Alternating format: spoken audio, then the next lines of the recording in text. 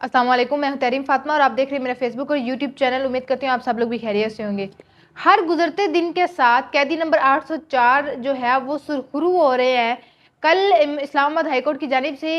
फैसला किया गया था कि इमरान खान को अटक जेल से अटियाला जेल मुंतकिल किया जाएगा, लेकिन आज इमरान खान ने अपने वकला से गुफ्तगू करते हुए कहा कि वो अटक जेल में एडजस्ट हो चुके हैं, उनको अडियाला जेल नहीं जाना। तो अब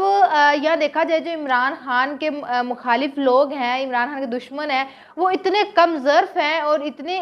कम अक्ली उनमें है कि अब उनका सोचना ये है कि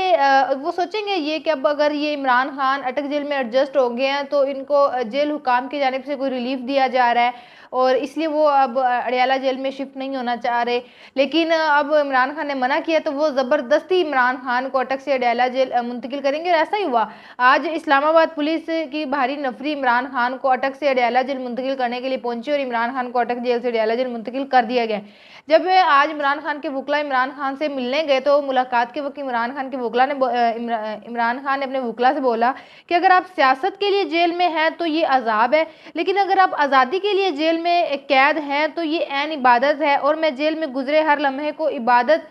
समझ रहा हूँ, इबादत समझ कर गुजार रहा हूँ। मतलब कि अगर आप आज़ादी के लिए आज़ादी की जद्दोजहद करते हुए पकड़े गए हैं और आप उसके लिए जेल में कैद हैं तो वो ऐन इबादत है और इमरान खान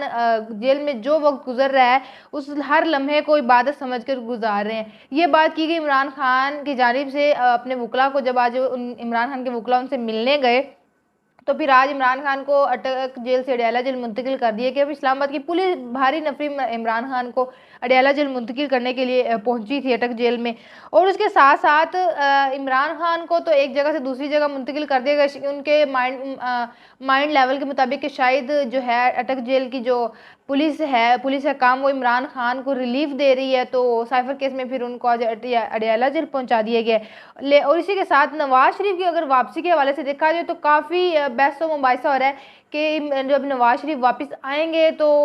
वो एक मुजरिम के तौर पर जब आएंगे तो वो यहाँ पर एक मुजरिम ही है, कंसिडर किए जाएंगे और वो उनको सज़ा काटनी पड़ेगी। जैसे ही वो आएंगे उनकी गिरफ्तारी अमल में लाई जाएगी। आज सरफराज बागड़ी साहब है, उन्होंने बोला है कि एक मुलजिम को जहाज़ से गिरफ्तार करने के लिए कोई जो है बड़ी फोर्स की ज़रूरत नहीं है, उनको गिरफ्तार करना बहुत ही आसान और नॉर्मल सी बात है। एयरपोर्ट असास जगह है, इसलिए किसी मजमे को आने की हम इजाज़त नहीं दे सकते। तो वो आएंगे, उनकी गिरफ्तारी अमल में लाई जाएगी क्योंकि वो एक मुजरिम है और उन पर काफ़ी केसेस हैं। उसी के हवाले उसी का जवाब देते हुए राना सनाउल्लाह ने कहा कि सरफराज बगड़ी अपने कद से ज़्यादा बड़ी बातें ना करें। मतलब एक काफ़ी बहस व मुबाहिसा देखने में आया राना सनाउल्लाह की जानिब से। पहले बात सरफराज की जानिब से की गई तो उसके जवाब में राना सनाउल्लाह ने उनको काफ़ी धमकी भी दी और उनके बातों का जवाब भी दिया। तो आप उसके साथ जो मियाँ नवाज शरीफ के अपने सगे बेटे हुसैन नवाज हैं, आज लंदन में पुलिस जो मीडिया उन्होंने उनसे पूछा कि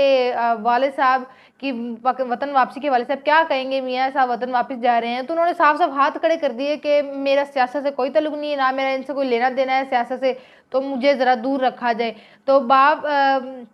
कहीं ऐसा ना हो, कोई ऐसा बयान ही ना हुसैन नवाज दे बैठे कि कल को आज सियासत से लाइलमी का इजहार कर रहे हैं, कल को बाप से ताल्लुक के हवाले से लाइलमी का इजहार कर दें। तो उन्होंने साफ कहा कि मेरा इससे कोई ताल्लुक नहीं है और जवाब नहीं दिया कि मियाँ सब कब वतन वापस आ रहे हैं। इसी वाले से पीटीआई के काफ़ी जो रहनुमा है उनकी जानिब से बयान सामने आ रहे हैं। आज भी एक बयान आया जिसमें उन्होंने बोला है कि छोटे मियाँ 17 माह की दिहाड़ी लगाकर चले गए हैं, अब बड़े भाई को भेज रहे हैं कि मुल्क को लूट कर ले आए, तो लेकिन अब पाकिस्तान में कुछ लूटने के लिए बचा ही नहीं है, तो लिहाजा बेहतर है कि नवाज शरीफ साहब लंदन में ही रहें। इस तरह के बयान जो हैं वो पीटीआई के रहनुमा की जानिब से दिए जा रहे हैं। और एक सोशल मीडिया पर अगर आप आवाम का सर्वे देख लें, डिफरेंट जो है मीडिया हाउसेस की जानिब से किया गया है, तो अवाम को इतनी ख़ास रिस्पॉन्स नहीं दे रही मियाँ साहब की वापसी के हवाले से।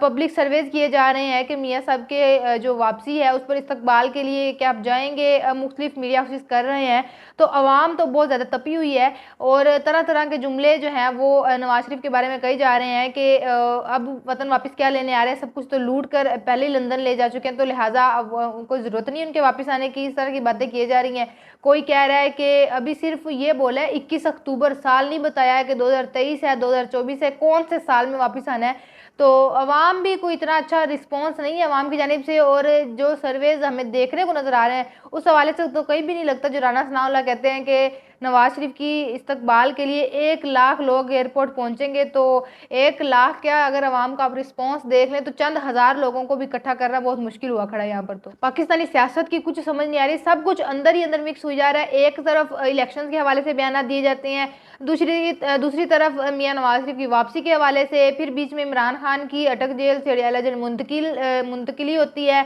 फिर साथ पीटीआई के जो लोग वर्कर्स हैं उनको रिहाई मिल जाती है, जमानत मिल जाती है, उनको दोबारा फिर नए केसेस में जो है गिरफ्तार कर लिया जाता है। आज सनम जावेद है और जो दूसरी जो लेडी वर्कर्स हैं उनको रिहा करने के बाद आज फिर नए कोई 18 केस उन पर बनाए गए और आज फिर दोबारा गिरफ्तारी अमल में लाई गई और उनको गिरफ्तार कर लिया गया। तो ये सारा जो है खिचड़ी पकाई जा रही है सियासत की। उसके साथ निगरान वजीर आजम है, वो अपने बयान जारी करते हैं। आज उन्होंने बोला है कि इलेक्शन इमरान खान या जेल जो लोग काट रहे हैं, किसी भी पार्टी के लोग हैं, उनके बगैर भी मुनसफाना तरीके से इलेक्शन हो सकते हैं। ये नहीं है कि वो नहीं होंगे तो इलेक्शन नहीं होंगे, उनके बगैर भी एक अच्छे तरीके साफ और शिफाफ क्लियर इलेक्शन हो सकते हैं। और अगर बैलेट पेपर पर पीटीआई ना भी हो तो एहतजाज हुआ तो फिर तो भी जो ये इलेक्शन है इनको जायज़ और कानूनी तरीके से इलेक्शन कंसिडर किया जाएगा। पोलिंग के 8 घंटे में एहतजाज की वजह से इलेक्शन को गैर कानूनी करार नहीं दिया जा सकता। ये बात की गई है हमारे निगरान वज़ीर आज़म की जानिब से कि अगर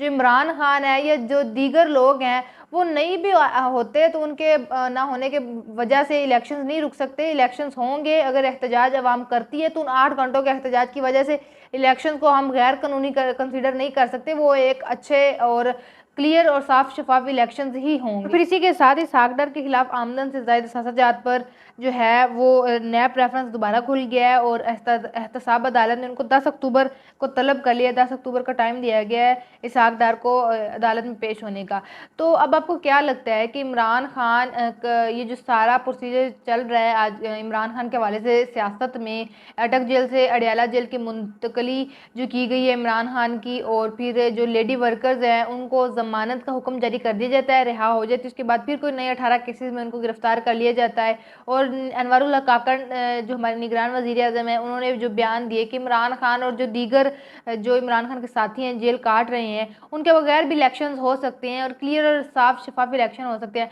तो ये सब चीज़ों को मद्देनज़र रखते हुए क्या आपको लगता है कि इमरान खान को फिर at the end deal accept कर लेनी चाहिए जो उनको दी जा रही है कि मुल्क से बाहर चले जाएं, मुल्क को छोड़ छाड़ कर सियासत को अलविदा कहकर तो वो जो है मुल्क से बाहर चले जाएं? तो अब आपके ख्याल में क्या इमरान खान को करना चाहिए या नहीं करना चाहिए? और इसी के साथ चैनल को भी ज़रूर सब्सक्राइब कर दें। आज के वीलॉग के लिए इतना ही, आपसे इंशाल्लाह मुलाकात होगी अगले वीलॉग में, तब तक के लिए इजाज़त दीजिए, अल्लाह हाफिज़।